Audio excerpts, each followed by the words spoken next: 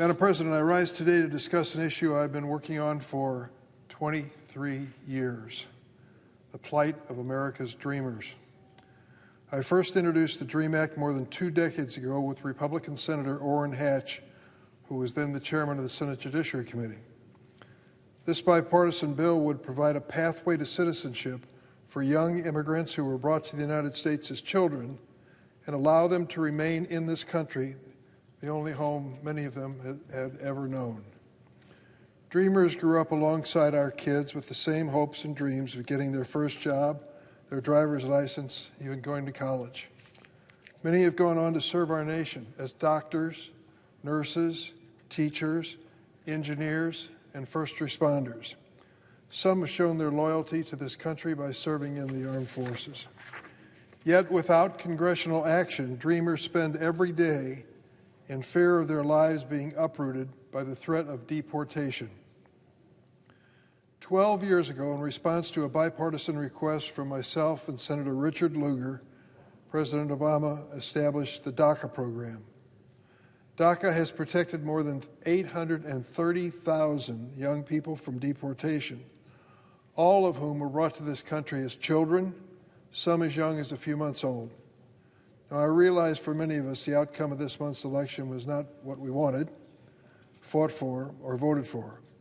However, my priority of providing a safe pathway to citizenship for dreamers has not changed because of the election.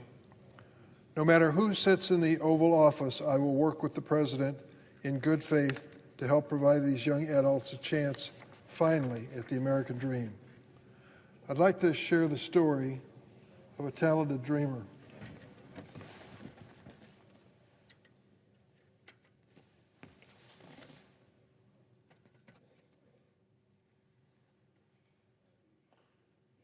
He is willing to make the ultimate sacrifice for this country. He is the 146th story of dreamers that I've highlighted on the Senate floor. His name is Chay Chen, brought to the United States from Taiwan when he was 11 years old.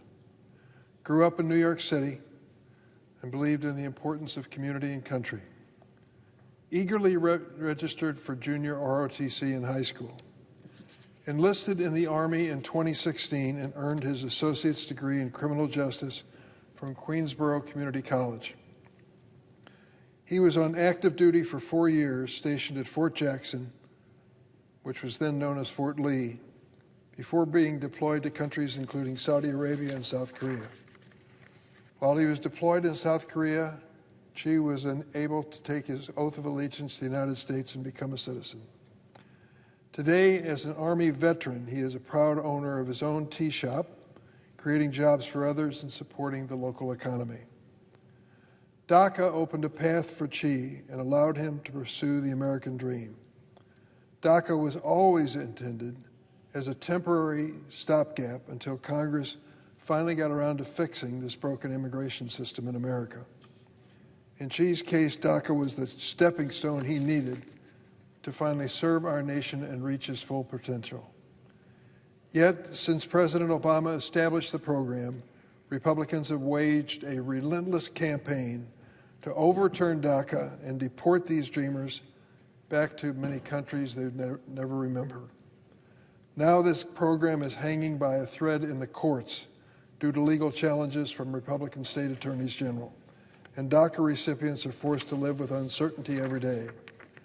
Last September, a federal judge in Texas declared the DACA program illegal. Though the decision left in place protections for current DACA recipients, it's on appeal. Dreamers live in constant fear that the next court decision will upend their lives. The litigation has also prevented at least 100,000 additional dreamers from registering for the program. Madam President, our military is facing the most serious recruitment challenge in modern time. Only a quarter of Americans meet recruitment standards, but would qualify them to serve in the military without receiving a waiver. We've seen time and again that DACA holders and dreamers are ready and willing to serve America, risk their lives for this country. But despite the success of veterans like Chay, DACA holders can no longer enlist in the military. Even though they went to school in the United States, pledged allegiance to our flag for decades, and know no other country. During his first term, then President Trump tried to shut down the DACA program, but his effort was blocked by the Supreme Court. On a personal note, Madam President, the first time I ever met Donald Trump was just minutes after he'd been sworn in as President of the United States for his first term. I had a chance at a luncheon to walk up and shake his hand, congratulate him, and to ask a question. My question to him is, what are you going to do about the Dreamers? What about these kids who are here in the United States, brought here as children, who want to be part of our future? What will you do about them, Mr. President? He said, don't worry, we'll take care of those kids. Sadly, in the 4 years, the first term of President Trump, that didn't happen. The opposite did. Many efforts were made by his Department of Justice and other agencies to stop the DACA program and to stop any effort to create a Dreamers program.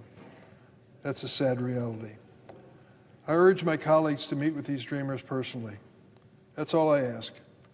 Whether you support DACA, support the DREAM Act, meet with them and hear their stories. Understand that decisions were made by their family, which may have violated the law, but they were kids at the time those decisions were made. They have proven with their own personal lives and commitment that they truly want to be part of the future of America. Are we better served because this man decided to enlist in the military and protect our country? Of course. His return to Taiwan would be at the expense of the safety of the security of the United States. Dreamers like Chay have earned the right to put down roots, start their families, further their education, and continue to contribute to America. It's time for Congress to do something on a bipartisan basis and pass the DREAM Act. It's not only the right thing to do, it's long overdue. Madam President, I yield the floor.